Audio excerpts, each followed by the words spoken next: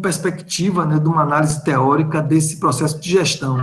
É que o sistema de gestão em rede, ele é necessariamente horizontal e flexível, né, e é um sistema de compartilhamento, é um sistema de divisão de ideias e de recursos. Nós vamos perceber aqui a professora Terezinha Frois Burhan, que é da Universidade Federal da Bahia, ela fala desse locus social de compartilhamento de conhecimento, que é o que eu identifiquei que existiu nesse processo de criação do sistema UAB. Essa imagem é uma imagem que eu achei muito significativa, porque ela mostra, assim, que o sistema de gestão, com uma analogia com uma pirâmide ou com um iceberg, né? Porque você vê que tem aqui um nível, é como se fosse essa pontinha aqui está na superfície, mas a parte mais significativa está submersa, que é mais ou menos como a gente concebe que a colaboração acontece. A colaboração das organizações, ela tem a parte visível, né, que são as estruturas institucionais, mas grande parte da colaboração ela acontece no modelo informal, abaixo da parte visível. E é isso que a gente consegue capturar nesse meu estudo. Muitos processos de colaboração para além da colaboração formal, que era uma diretriz do sistema. Aí eu faço mais ou menos mostrando um esquema mapeado da cartografia cognitiva, não vou entrar em detalhes, é só uma imagem mesmo para a gente perceber como é que foi feito esse estudo. E assim, o objetivo desse meu trabalho foi justamente compreender esse processo de gestão que eu estou relatando para vocês aqui, caracterizado pelas interações entre as instituições de ensino superior integrantes do Sistema Universidade Aberta do Brasil, que aprenderam a trabalhar em rede e desenvolveram uma forma de gestão bastante detalhada, como eu vou mostrar para vocês. O procedimento foi esse, né, foi análise cognitiva, mapeamento cognitivo. Eu vou mostrar assim rapidamente, né, a estrutura, a metodologia, tudo criado com categorias, né, categoria de definição constitutiva, definição operacional, para a gente poder capturar os processos interativos. Aí a gente observa, eu fiz um mapeamento com o modelo de análise das interações, então, como as IEs interagiam nos espaços de compartilhamento, né, com base no sistema de conversão de conhecimento de Nonaki Takeuchi, que eu também não vou explicar, mas é um processo de concepção do compartilhamento do conhecimento que é baseado em Michael Polanyi, né, que é um autor que fala do conhecimento tácito, do conhecimento explícito, e isso foi uma forma de análise que eu utilizei. Eu criei uma matriz, né, um modelo de análise, para fazer essa análise toda, e aqui eu mostro que a gente utilizou uma análise da rede interorganizacional de instituições que compunha o Sistema Universidade Aberta do Brasil, e nós tivemos aqui questionários, entrevistas, envolvendo sujeitos tanto da UNEB quanto do Sistema UAB, e aí esse esquemazinho que eu faço aí mostra como é que foi feito o estudo, que eu tenho o mapeamento cognitivo, que eu já mostrei para vocês, que foi utilizando o mapa cognitivo para fazer a caracterização dos processos, né, para identificar e mapear os processos. E que processo, para ficar uma coisa, para não ficar muito teórica, por exemplo, nós tínhamos um trabalho de, por exemplo, elaborar material didático impresso, que era uma exigência na época, todo curso à distância tinha que ter material didático impresso previamente aprovado. Mas e aí, como era para a gente elaborar material didático para todo mundo, desenvolver essa expertise, desenvolver o material, escrever com a linguagem para educação à distância, com ilustração, com dialogicidade, imprimir aquilo tudo, distribuir por disciplina, por curso, era um trabalho gigantesco, e então eu faço um mapeamento de como esse processo era realizado e como se dava a colaboração, porque nós conseguimos, nessa época, juntar as expertises das universidades que eram mais experientes com a força das outras universidades que entraram no processo, e nós produzimos materiais de altíssima qualidade, e assim como foi o material, foi com treinamento de professor, treinamento de tutor, utilização de ambiente. Nessa época, utilizar ambiente virtual não era tão comum como nós estamos fazendo agora, então havia uma dificuldade muito grande de conexão. Então, como é que a gente conseguia enfrentar o problema da dificuldade de conexão, da dificuldade de interação online, de interação assíncrona também. Então, tudo isso era muito discutido, porque nós tínhamos reuniões mensais de um fórum de coordenadores, onde a gente levava nossas experiências, compartilhava, aprendia com os outros, voltava para a nossa universidade, aplicava, e depois a gente voltava e dava feedback, e tudo isso era registrado num sistema chamado Atuab, que era um sistema de gestão que ainda deve existir, eu não sei porque eu não faço mais parte dele, mas ainda existe, eu vejo a professora Lúcia aqui confirmando. Então, a gente fazia as interações no Atuab, eu também analisei as interações no Atuab para perceber quem prestava colaboração, quem recebia colaboração, como prestava, como recebia, como é que era isso era efetivo para o aprendizado organizacional, como é que isso era efetivo para a formatação dos processos. Então, tudo isso analisado através do mapeamento cognitivo, da análise documental, porque aí as fontes de análise documental eram os documentos que nós produzíamos. Nós tínhamos que produzir os documentos que regulamentavam todos os processos e nós tínhamos que implementar essas diretrizes e testar essas diretrizes e reelaborar os documentos naquilo que fosse necessário. Então, um trabalho muito intenso de construção de um sistema. E depois de analisar, de fazer os mapeamentos e analisar a parte documental das diretrizes, eu também fiz questionários online com 191 coordenadores UAB e entrevistei alguns, fiz algumas discussões até em grupo focal e consegui mapear todo o processo de interação e de colaboração online. Aí aqui eu mostro rapidamente os mapas, eu não vou entrar em detalhes, até porque as imagens não dá para a gente ver detalhes e o tempo também não daria, né? Então, eu tenho aqui, esse é o mapa inicial, na minha cabeça, quando eu comecei a fazer. Depois, com a colaboração dos colegas, o mapa ficou mais complexo e mais detalhado. E depois eu fui fazendo, esses eram os macromapas, eu fui fazendo os micromapas por processo. Então, cada processo em si era mais um mapa que se criava e mais um processo para ser compreendido e analisado.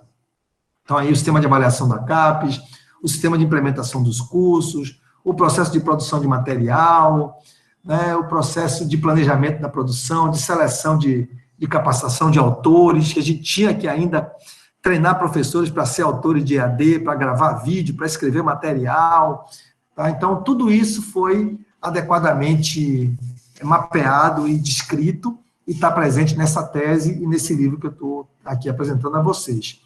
O que se pôde constatar nessa etapa, na análise documental, é que desde a concepção do projeto, passando pelo decreto que deu origem, pelos documentos produzidos, né, para orientar, pelo funcionamento das instâncias formais do sistema UAB, tudo isso foi quem gerou esse sistema de gestão colaborativa, que ele foi orquestrado por um fórum. Esse Fórum Nacional de Coordenadores reunia muito intensamente no começo, porque a gente estava desenhando um sistema, né?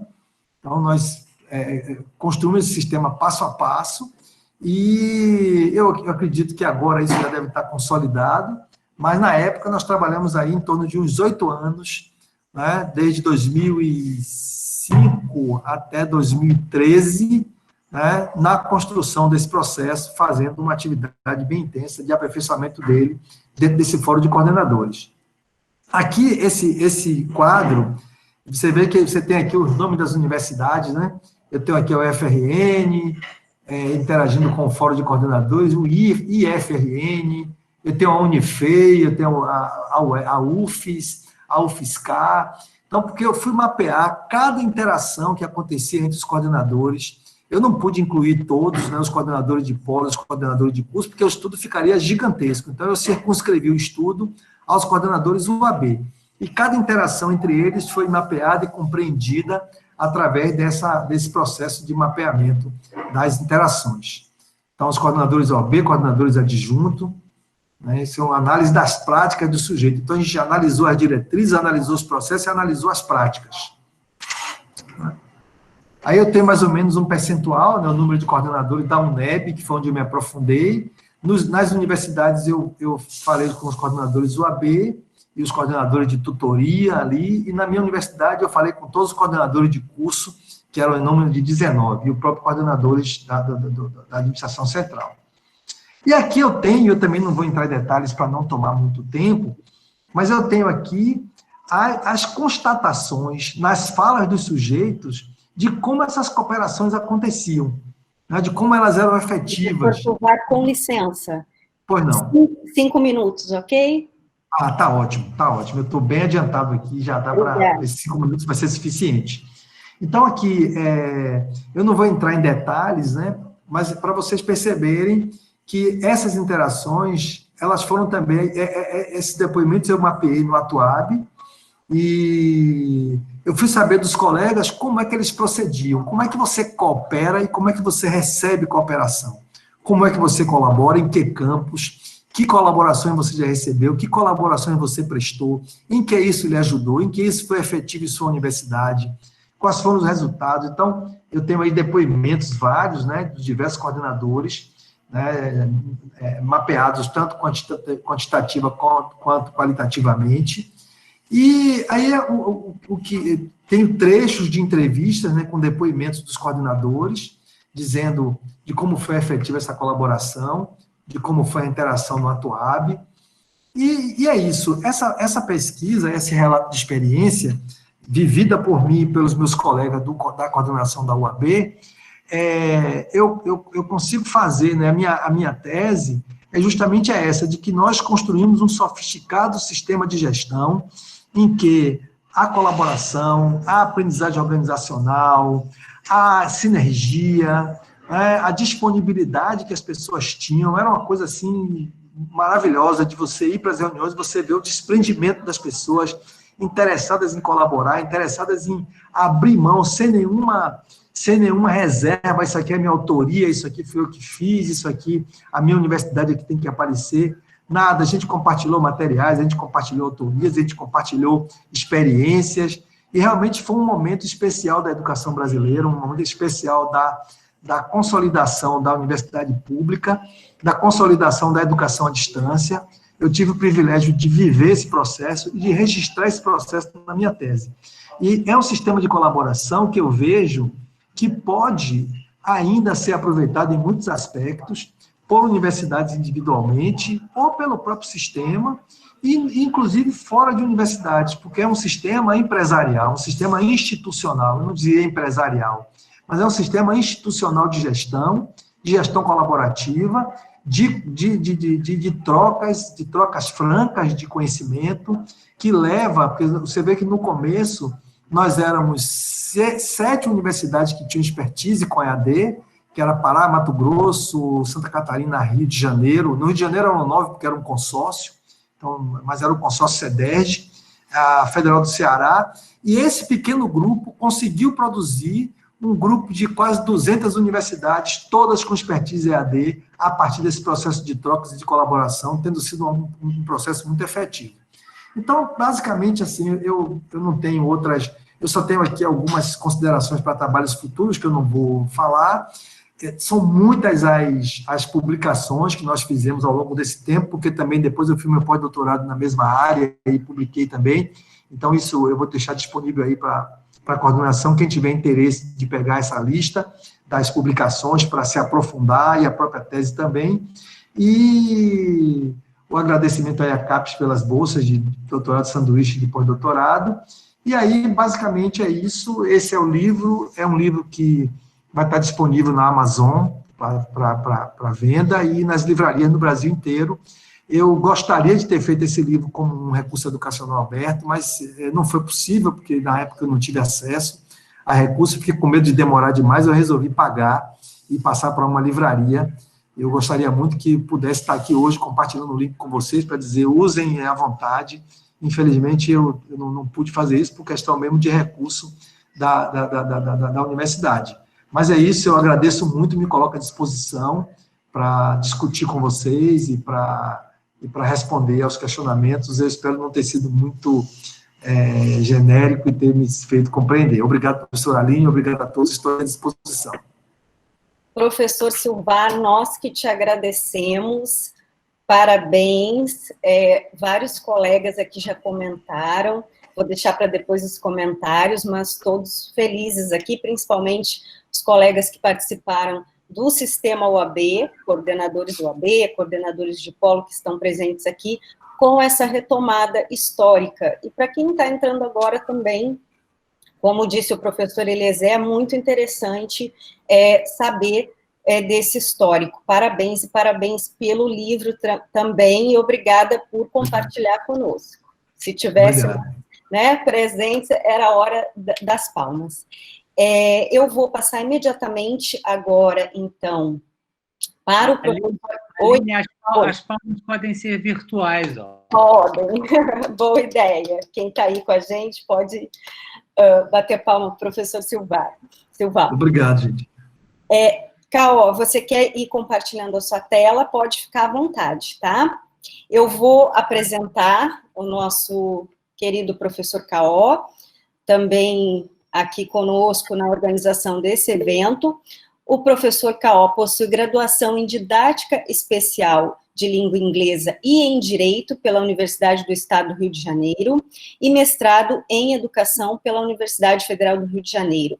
Atualmente é professor visitante da Universidade Federal do Mato Grosso do Sul, na disciplina de Ética, Integridade e Condução de Pesquisas envolvendo seres humanos, em 2 programas de pós-graduação da UFMS, é membro do Comitê de Ética e Pesquisa da Secretaria Municipal de Saúde do Rio de Janeiro, pesquisador associado do Laboratório de Inovação Tecnológica em Saúde, o LAIS, da UFRN, e vice-diretor do Instituto Multidisciplinar de Formação Humana com Tecnologias, o IFHT, da UERJ.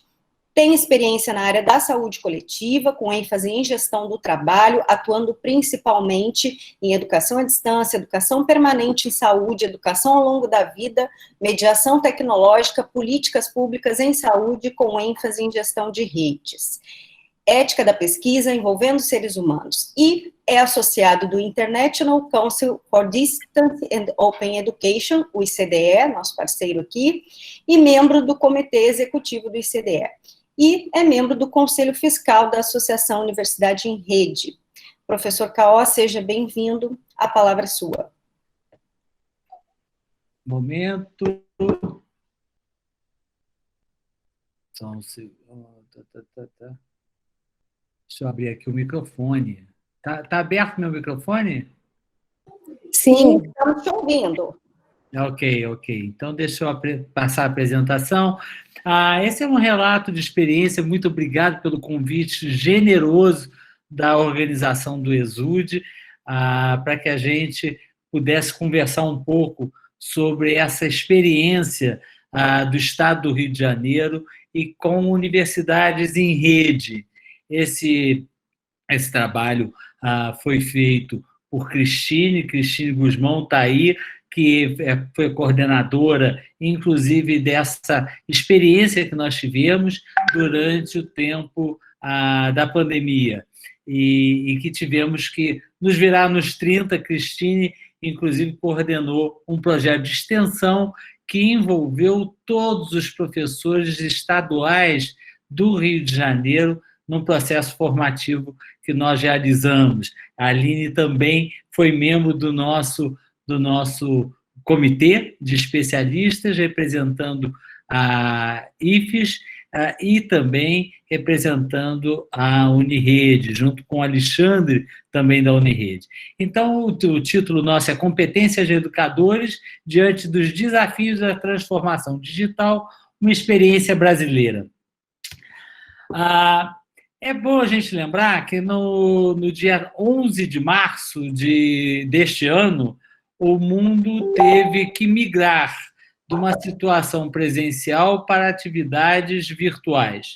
Logo em seguida, a Unesco lança o que nós acabamos denominando Learning Never Stops, a hashtag Learning Never Stops, ou o que nós chamamos em português, aprendizagem nunca para.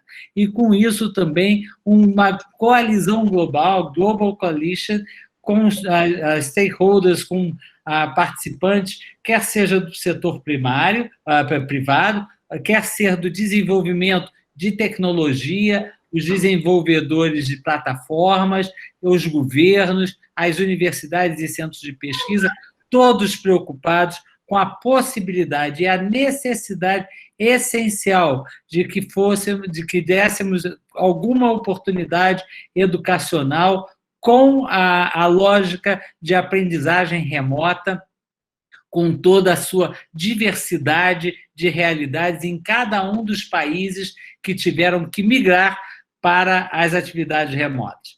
O que é muito interessante dessa nossa experiência também é que é uma experiência de universidades que resolveram, num comitê de especialistas, ajudar a educação básica de um determinado estado a levar as suas atividades remotas.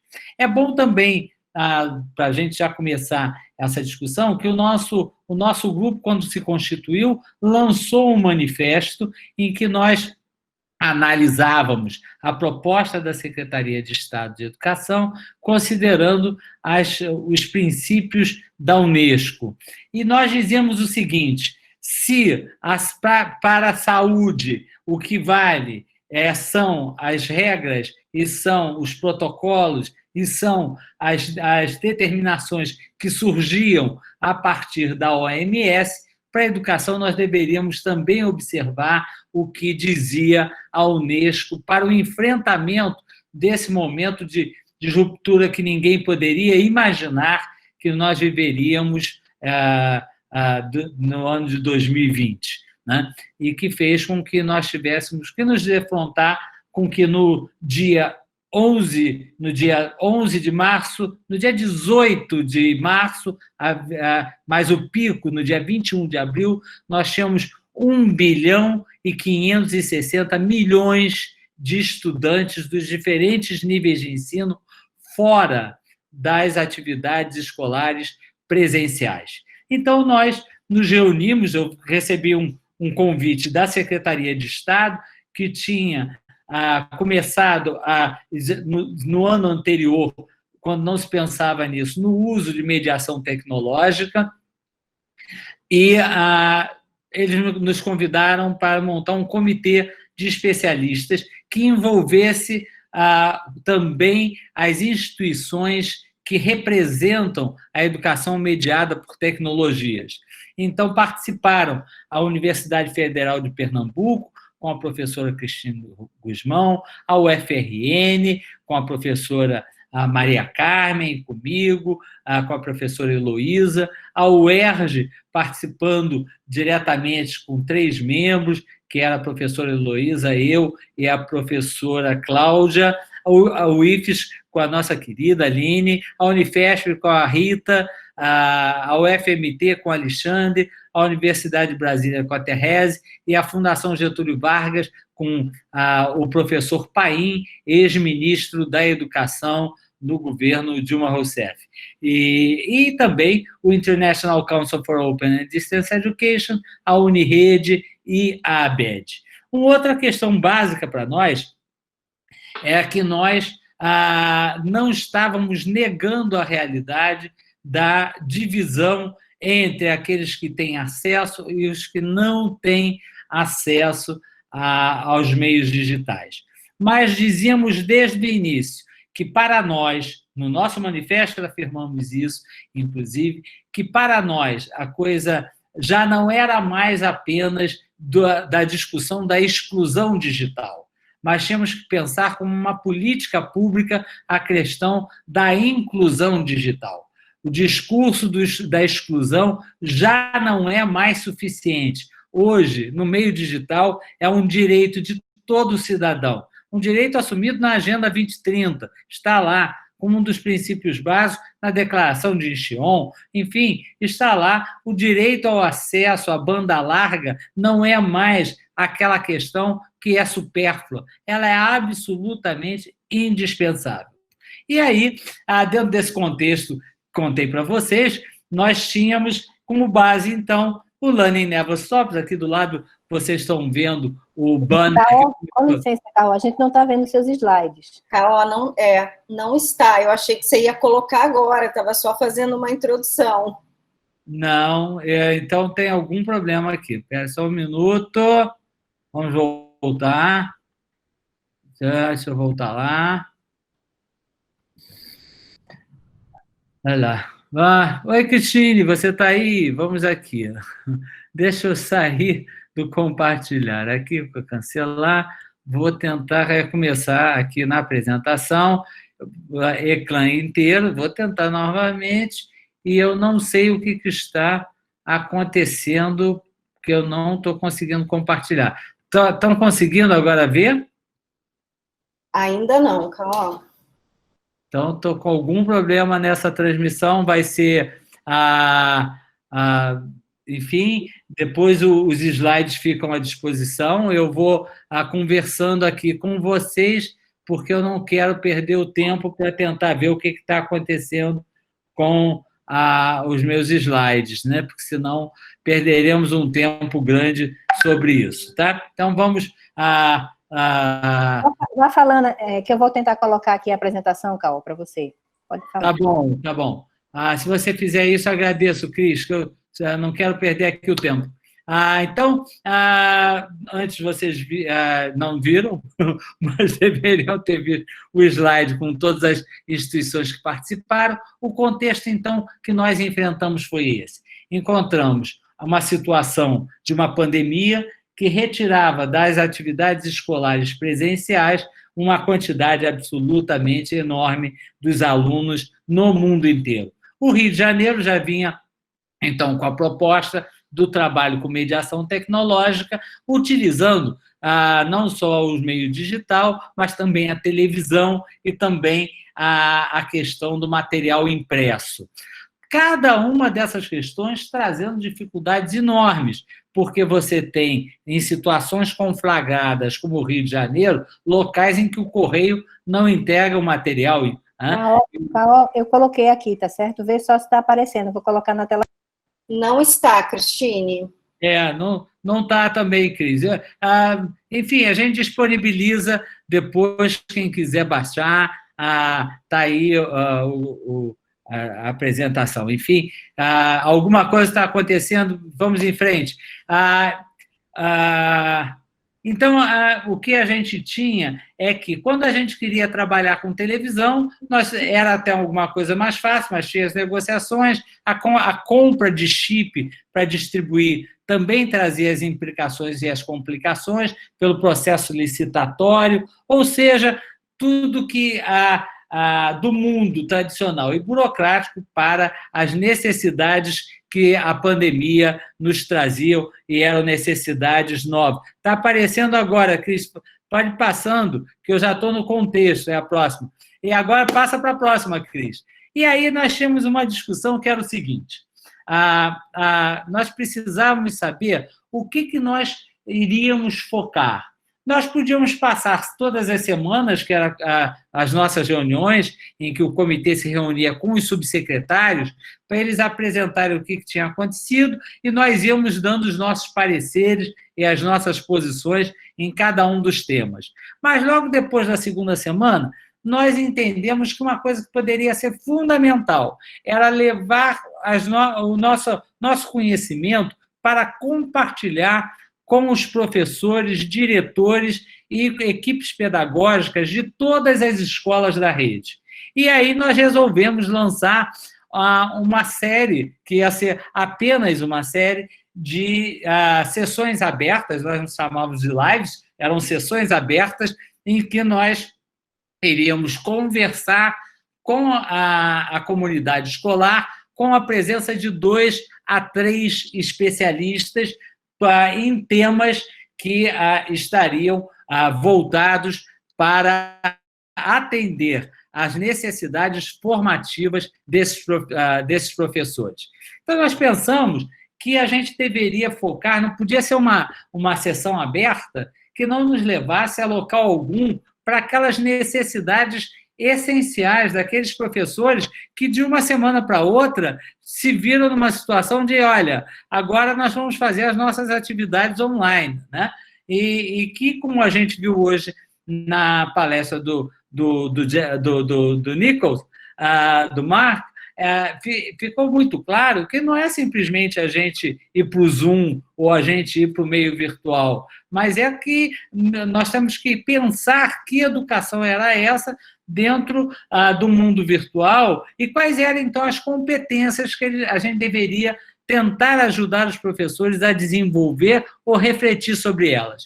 A primeira delas que a gente pensou era ética e valores para se estar trabalhando no mundo virtual. E trabalhamos como uma das competências principais. Depois, a tomada de decisão, porque reorganizar o espaço escolar para ser virtual demandava um conjunto de decisões que eram não só das equipes pedagógicas, mas também e dos professores, mas da secretaria, e também que a gente possibilitasse que os alunos continuassem se percebendo dentro de uma determinada escola, numa determinada turma, com seus colegas e professores. Conhecimento organizacional, né? Era fundamental entender como é que esse funcionamento aconteceria. Comunicar informações e ideias. Como é que a gente desenvolve essas ideias, essas competências, de que era preciso comunicar o que estava acontecendo num processo tão complexo como a gente estava vivendo.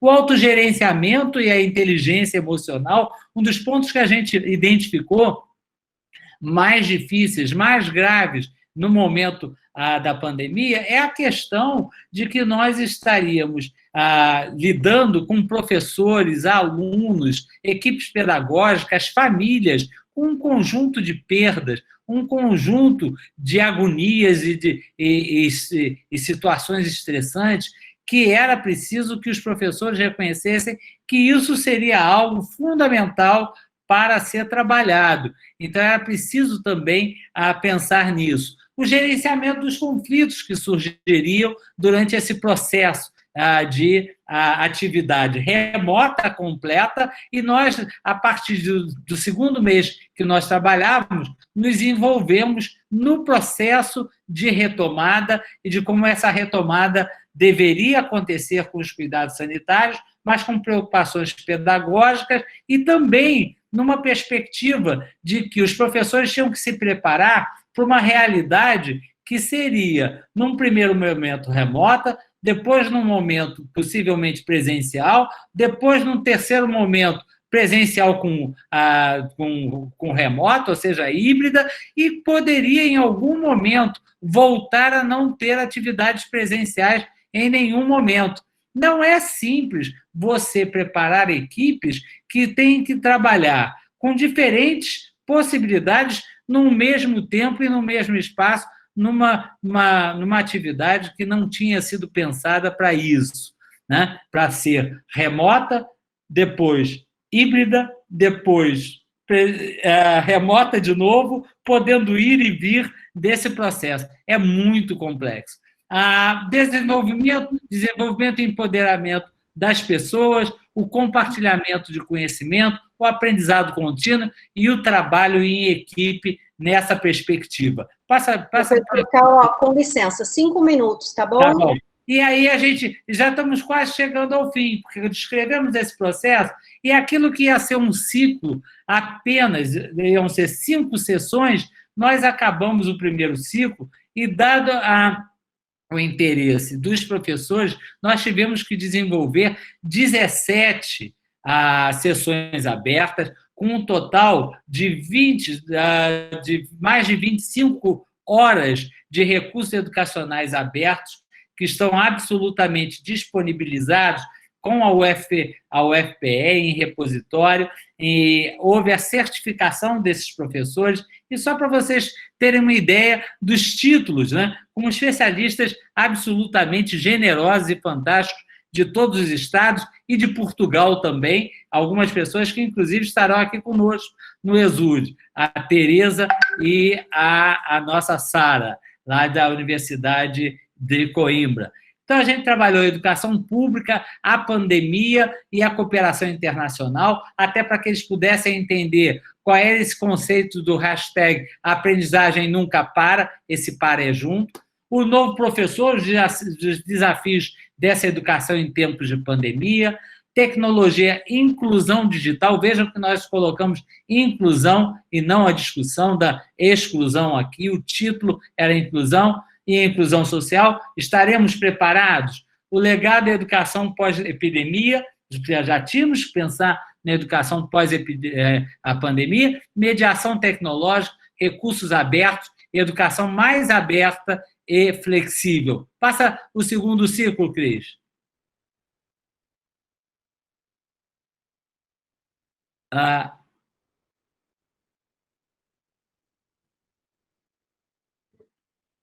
Deixa eu abrir aqui, porque agora a minha que não andou. Agora andou.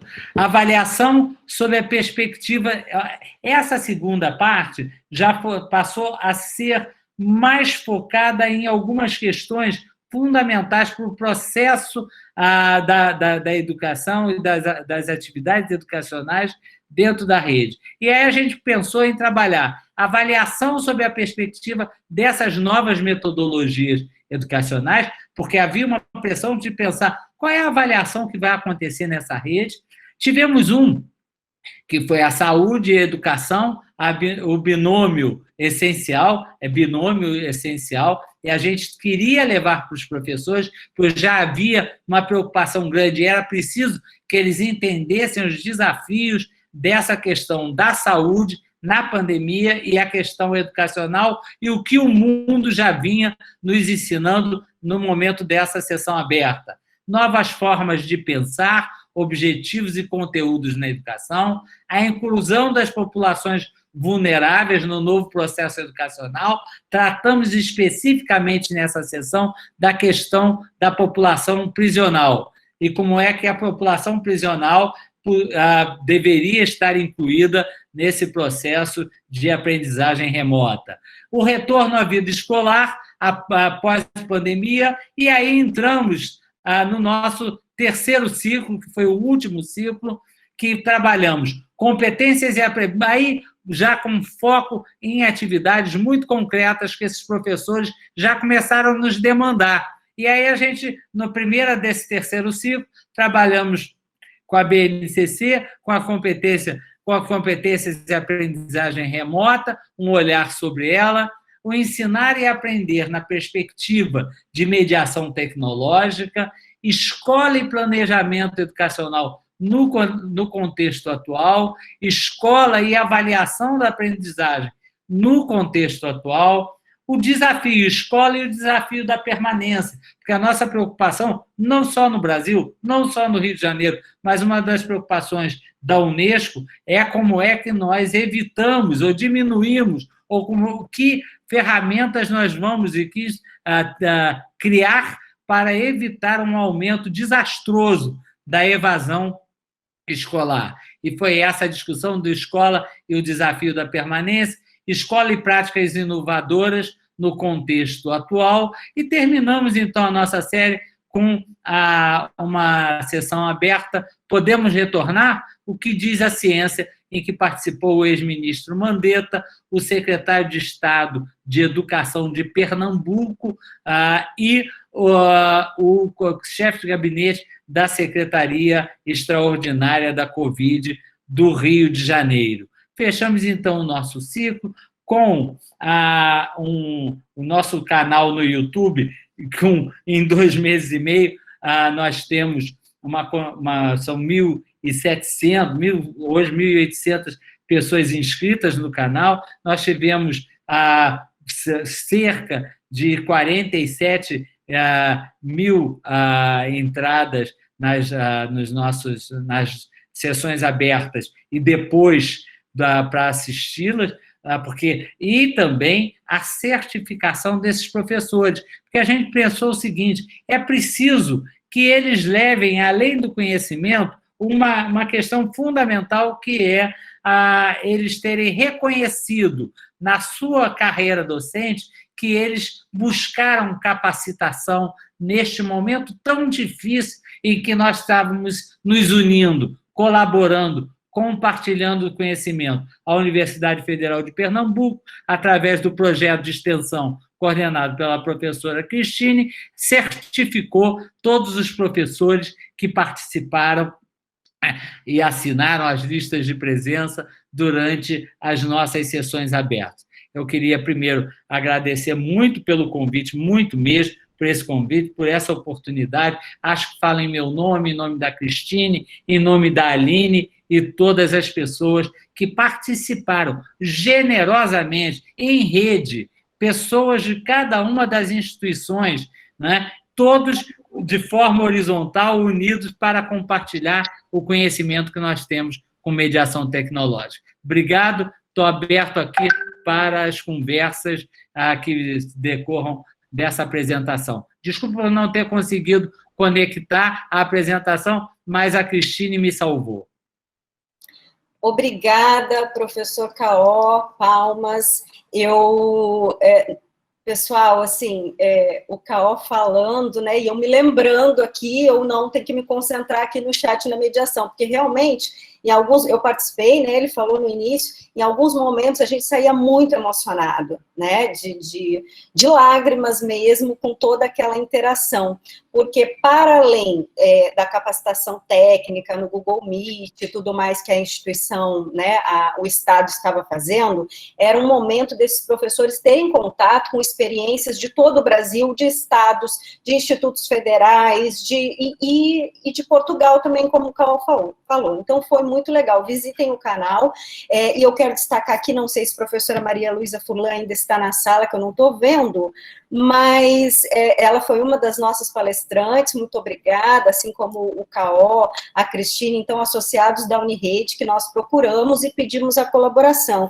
A professora Mara Carneiro, o professor Luiz Ottoni, que vocês também conhecem, colaboraram aí nesses ciclos, então, visitem. Eu quero só destacar aqui, por fim, alguns comentários, não tivemos perguntas, nós temos 4 minutos, se alguém tiver alguma pergunta, aproveite. Então, enquanto isso, eu vou destacar aqui, além de destacar a presença de todos vocês aqui, daqui a pouco a gente tem outra, né, a gente sabe o quanto é corrido, eu quero destacar alguns comentários aqui. Então, professora Maria Luísa está dizendo aqui, muito orgulho de ver essa apresentação do professor Caó, e feliz por ter dado uma pequena, grande, né, modesta contribuição em uma sessão aberta. Professor aqui, no professor Carlos Alberto, as temáticas abordadas no ciclo foram excelentes. Um abraço coordenadora do Polo AB de Passos, Passos, MG, Brasil. E aqui... Aline, posso mandar um beijo para a professora Lúcia Dupré, que está ali, né, a querida parceira da Fiocruz. É tão bom ver você e a Fiocruz aqui. Obrigada, Lúcia, pela presença. Professora Ana aqui também, elogiando pelas reflexões, e quero só retomar também aqui o início, né, que nós tivemos também muitos elogios aqui, a fala do professor Silvar. Então, todos aqui muito felizes com a sua fala, professor Silvar, muito obrigada, assim, por trazer esse histórico para nós, e não quero ser antipático, mas eu realmente, né, preciso encerrar essa sessão em respeito, né, ao andamento da programação. Nós temos agora uma excelente palestra às 19 horas, participem, é só sair de um link para o outro, pega um cafezinho e toma sentadinha na frente do computador conosco mesmo. Muito obrigada pela presença de todos, tá, e de todas, a lista passou aí, bom ver vocês também, tá, e a gente se encontra aí nas próximas atividades. Um grande abraço.